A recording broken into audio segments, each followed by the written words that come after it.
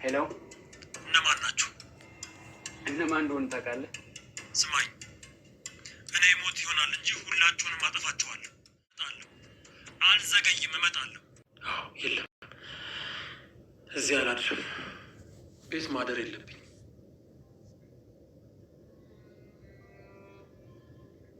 እርሻ እድላለን ሞገስ።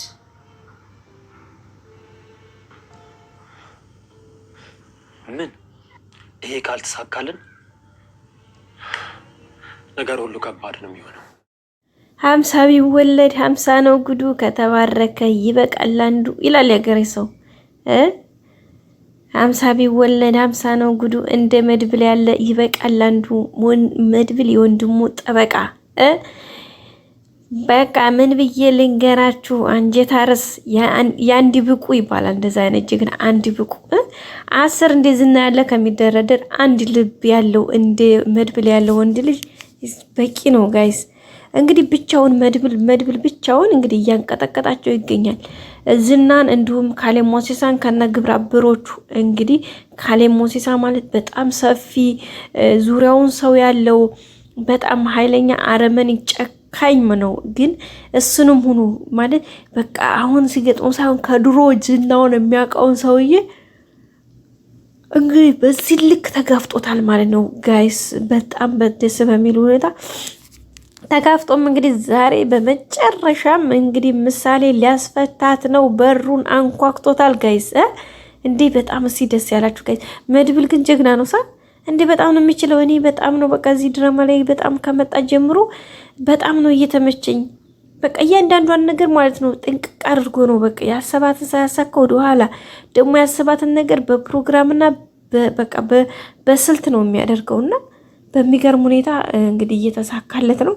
አሁን የመጨረሻ ያለውን ቻንሱን ሞክሯል። ያው ባለፈው ኤፍራታ እንግዲህ አንድ ወደዛ ወደ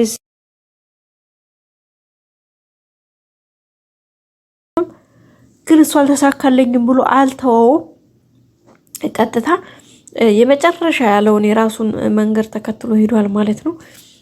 ያው ለሞገስ ምናምን አማከራው ላይ አቁሟል። ምክንያቱም ሞገስ በጣም እየፈራ ስለሆነ ሞገስ ሁሌ የሚለው ዝናን እንልቀቀው እባክህ፣ እኛም ከዚህ እንጠፋለን፣ አንተም ልጅቷ ከተለቀቀች ይዘህ ጥፋ ምናምን አይነት አማርኛ ነው።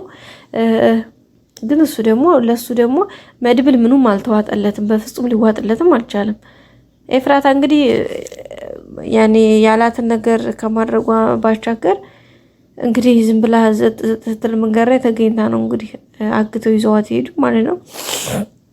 እና በሱ ነገር በጣም ተናዶ ነበር ሳይሳካለት ስለቀረ። ግን አሁን የመጨረሻ ያለውን ተጠቅሞ እንግዲህ ቅድስት ማነው ምሳሌ እስካለችበት ድረስ ሂዷል።